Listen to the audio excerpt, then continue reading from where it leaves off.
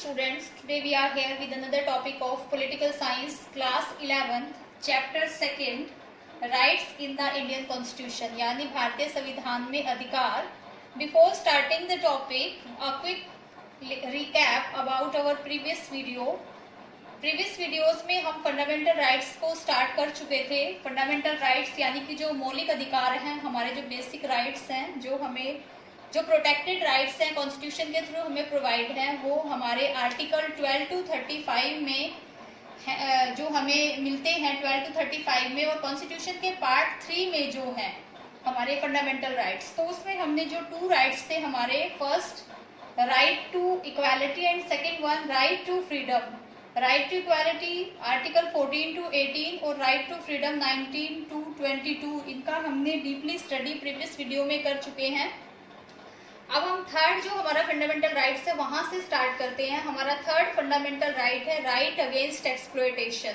Exploitation means होता है शोषण, यानी कि जब किसी व्यक्ति का कोई शोषण करता है, जैसे कि किसी लेबर का शोषण हो रहा है, या किसी भी व्यक्ति का किसी भी लोअर पर्सन है उसके किसी अपर पर्सन के द्वारा उसका एक्सप्लॉयटेशन होता है, तो उसके अगेंस्ट हमारे पास राइट है, यानी कि हम उसको प्रोहिबिट कर सकते हैं, उसके अगेंस्ट हम केस कर सकते हैं कि वो जो राइट अगेंस्ट एक्सप्लॉयटेशन है वो हमारा राइट आर्टिकल 23 और 24 में है.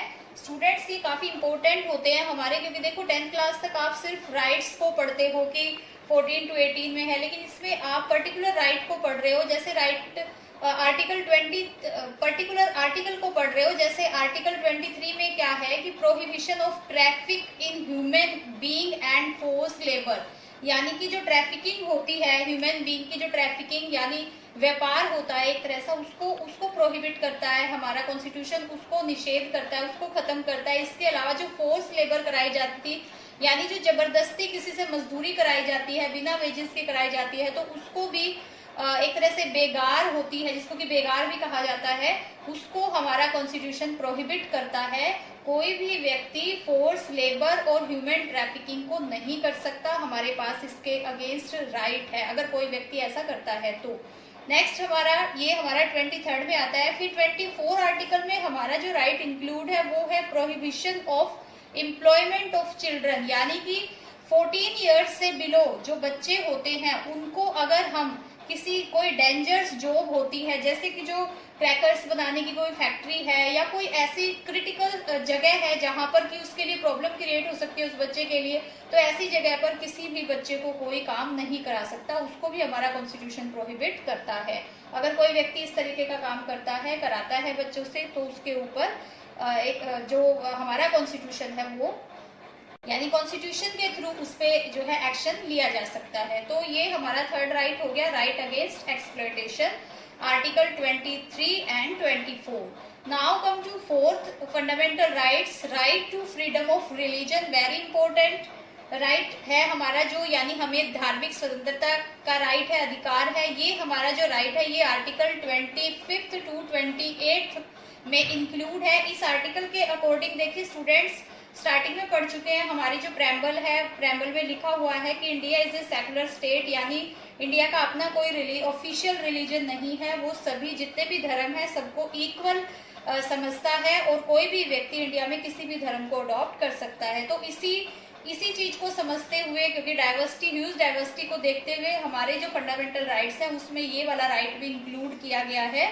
सभी को अपने रिलीजन, कोई भी रिलीजन अडॉप्ट करने का राइट है. तो इसमें पर्टिकुलर आर्टिकल्स को हम देख लेते हैं. आर्टिकल 25 में क्या है हमारा, freedom of conscience and free profession, यानी कि आपके पास आजादी है कि आप किसी भी धर्म को अपना सकते हैं. प्रैक्टिस मतलब उसी के अकॉर्डिंग काम कर सकते हैं. एंड प्रोपोगेट, यानी कि आप उसका प्रचार प्रसार कर सकते हैं. आप किसी भी धर्म का अनुसरण कर सकते हैं, किसी भी धर्म को अपना सकते हैं. तो ये एक तरह से आपको ये फ्रीडम है, यानी धार्मिक स्वतंत्रता की आपको आजादी है. नेक्स्ट हमारा 26 में अगर हम देखें तो freedom to manage religious affairs. आप किसी भी धर्म के जो भी अफेयर्स होते हैं, एक तरह से जो भी काम होते हैं, आप किसी भी धर्म के उसी के अकॉर्डिंग अपने आप को मैनेज कर सकते हो. एक तरह से किसी भी धर्म के अकॉर्डिंग आप कोई भी काम कर सकते हो जो आपको बेटर लगता है, जिस भी धर्म को आपका अनुसरण करना अच्छा लगता है. उसके बाद आर्टिकल 27 में क्या है कि फ्रीडम टू पे taxes for promotion of any particular religion. आप किसी भी धर्म के प्रमोशन के लिए, यानी आप किसी धर्म की कोई संस्था बनाना चाहते हैं या किसी धर्म से रिलेटेड कोई काम करना चाहते हैं, तो आपको जो टैक्सेस होते हैं उनमें काफी हद तक रिलैक्सेशन मिली हुई होती है गवर्नमेंट के द्वारा। तो आपको उसमें जो टैक्स होते हैं उससे एक तरह से छूट मिली हुई होती है। तो ये भी हमारा आर्टिकल 27 में धार्मिक स्वतंत्रता का हमें अधिकार दिया गया है। उसके बाद नेक्स्ट हमारा है last 28, freedom to attend religious worship in. देखिए, जो एजुकेशनल इंस्टीट्यूट होते हैं वो किसी भी पर्टिकुलर किसी भी धर्म से रिलेटेड कोई एजुकेशन नहीं दे सकते हमारे देश में। तो इस तरह के प्रोविजंस हैं यहाँ पर कि धर्म से रिलेटेड कोई एजुकेशन कोई भी इंस्टीट्यूट है वो नहीं देगा, और किसी को फोर्स भी नहीं किया जाएगा कि आप किसी भी धर्म से रिलेटेड अगर कोई पूजा हो रही है या कुछ भी ऐसा हो रहा है कि उसको जबरदस्ती किसी से कहा जाए कि वो उसको अटेंड करे। तो ये धार्मिक स्वतंत्रता अधिकार है हमारा 25, 26, 27 और 28 में, जो हमें अब हमारे कॉन्स्टिट्यूशन के थ्रू मिला हुआ है। नेक्स्ट हमारा है 5th fundamental rights, cultural and educational rights, यानी कि सांस्कृतिक और शैक्षिक अधिकार। ये जो हमारा राइट है ये मेनली माइनॉरिटी से ही रिलेटेड है। जो माइनॉरिटी यानी कि जो अल्पसंख्यक है हमारे देश में, उसी से रिलेटेड ये राइट हमें प्रोवाइड है। देखिए, स्टूडेंट 29 और 30 में जो ये राइट दिया गया है उसमें क्या है कि जो माइनॉरिटीज है उनका जो कल्चर, उनकी लैंग्वेज से रिलेटेड प्रोटेक्शन का प्रोविजन इसमें है, ताकि क्योंकि जब B.R. अम्बेडकर हमारे कॉन्स्टिट्यूशन को बना रहे थे तो उस टाइम उन्होंने माइनॉरिटीज के लिए एक आवाज उठाई थी देश में, और उन्हीं के लिए स्पेशल कुछ प्रोविजंस हमारे देश में इंक्लूड किए गए थे एज ए फंडामेंटल राइट्स, जिनको कि कल्चरल एंड एजुकेशनल राइट्स कहा जाता है। तो कई बार क्वेश्चन आ जाता है, पूछ लिया जाता है कि जैसे माइनॉरिटीज से रिलेटेड हमारा कौन सा फंडामेंटल राइट है, तो ये हमारा 5th फंडामेंटल राइट है 29 और 30 आर्टिकल्स में। और आर्टिकल 30 में क्या है कि एक रिजर्वेशन का प्रोविजन है माइनॉरिटीज के लिए एजुकेशनल इंस्टीट्यूशन में। जैसे कोई माइनॉरिटीज से रिलेटेड कोई इंस्टीट्यूशन कोई बनाना चाहता है तो उसको एक तरह से आज़ादी है इस चीज़ की, या रिजर्वेशन के काफ़ी सारे प्रोविजन जो है इस आर्टिकल के थ्रू ही आते हैं, क्योंकि इस आर्टिकल का मेन जो ऑब्जेक्टिव वो यही है कि जो माइनॉरिटीज़ है उनको अपलिफ्ट करना और सोसाइटी में एक बैलेंस बना के रखना। लास्ट हमारा वेरी इंपॉर्टेंट राइट आता है, fundamental right number 6, right to constitutional remedies. Remedies मतलब होता है उपचार, यानी कि संवैधानिक उपचारों का सिद्धांत। आर्टिकल 32 में इसको इंक्लूड किया गया। देखो, मैंने आर्टिकल 31 यहाँ पे नहीं लिखा है, क्योंकि आर्टिकल 31 हमारा प्रॉपर्टी से रिलेटेड राइट था, उसको यहाँ से खत्म करके जो हमारे ऑर्डिनरी कानून होते हैं उनमें इंक्लूड कर दिया गया था बाद में।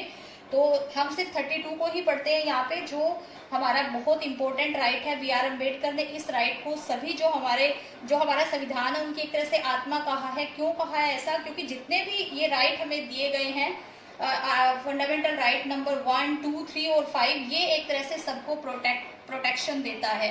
क्योंकि अगर इन अधिकारों का कोई भी इनको खत्म करने की कोशिश करता है या इनमें कुछ भी प्रॉब्लम क्रिएट करने की कोशिश करता है, कोई भी गवर्नमेंट है या कोई भी इंडिविजुअल है, तो राइट टू कॉन्स्टिट्यूशनल रेमेडीज जो है, यानी आर्टिकल 32 के अकॉर्डिंग हमारी जुडिशरी है जो एक प्रोटेक्शन देती है, यानी कि हमारे जो सुप्रीम कोर्ट है हमारा और जो हमारा हाई कोर्ट है वहां पर हम जा सकते हैं अगर कोई इन राइट्स को खत्म करने की कोशिश करता है। तो स्टूडेंट्स, ये फंडामेंटल राइट्स थे आपके, वेरी इंपॉर्टेंट टॉपिक है आपकी पॉलिटिकल साइंस का। आई होप आपको ये टॉपिक क्लियर हो गया होगा। इसके बाद नेक्स्ट टॉपिक हमारा जो है वो है फंडामेंटल राइट्स क्यों जरूरी है हमारी लाइफ में, उनकी नेसेसिटीज को हम स्टडी करेंगे। तो ये जो फंडामेंटल राइट्स हैं, अगर आपके पास बुक है तो आपकी बुक में बहुत अच्छे पॉइंट्स इसमें से दिए गए हैं। आप अपनी जो भी आपके पास नोटबुक अवेलेबल है, रफ है या फेयर है, आप उसमें अपने नोट्स, इन जो फंडामेंटल राइट्स के जितने भी नोट्स आपके बनते हैं, 6 फंडामेंटल राइट्स हैं, ये अपनी नोटबुक में राइट कर सकते हैं और इनको अच्छे से प्रॉपर वे में सीक्वेंस में इन राइट्स को लिख सकते हैं। Thank you so much.